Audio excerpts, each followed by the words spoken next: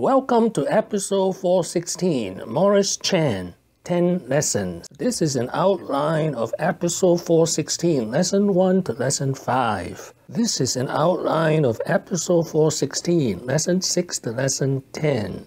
Lesson number 1, 30 years as number 1. In 1987, he founded the world's first dedicated foundry, TSMC. In 2018, TSMC is still the world's largest semiconductor foundry. Lesson number 2, shareholder value.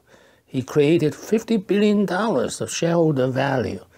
He created the most valuable company in Taiwan, TSMC. For himself, he created $1 billion of wealth. Lesson number 3, he's a fantastic salesman.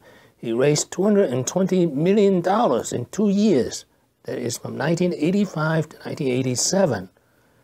Most of it from the Taiwanese government and Philips Electronics of Netherlands, and then many other local Taiwanese investors. But they are not our competitors. We are going to start a new business. And that, of course, made them even worry more, even worry more. So anyway, those I made 2 friends, but the rest of them were coerced by the government.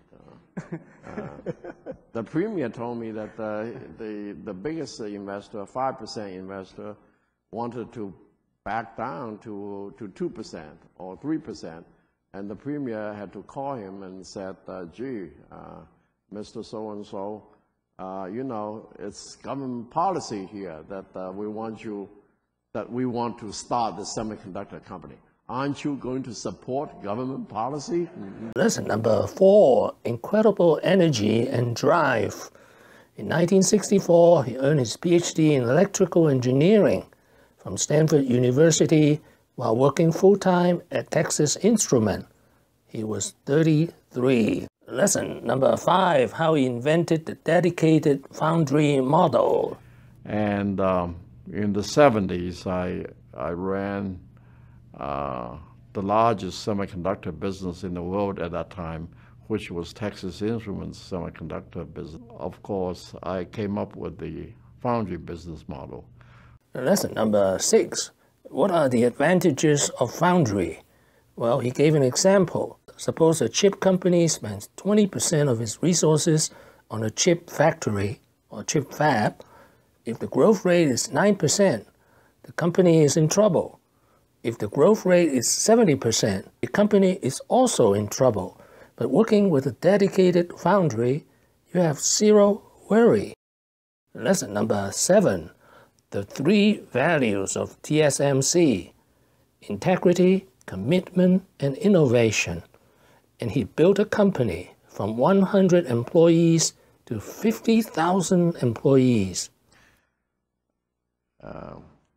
So the first phase was survival, but I had a lot of experience, operating experience, before founding TSMC. So I had decided what the values of the company should be, and those values I think were very important to us, not only in the first phase, but from there on. And we have maintained them. We have actually followed them. They are our compass, really. The values are pretty simple. At first, they were just 3. Integrity was number 1. Commitment. We really wanted the employees to be totally committed to TSMC. And then the third one is innovation. Lesson number 8, lots of fun along the way. First, he's a world-class bridge player. Second, at age 70, he married again. Lesson number 9, he's a national hero. He put Taiwan on the map of global high-tech in the 1990s. Lesson number 10, he spawned a $100 billion industry of fabless chip companies all over the world. For example, NVIDIA is fabless. And nor the other 1,000 fabless semiconductor companies wouldn't be here if not for the pioneering work that TSMC did. A lot of the others were formed in the early 90s, middle 90s. So the need the need for a foundry like TSMC very quickly arose, and we became needed.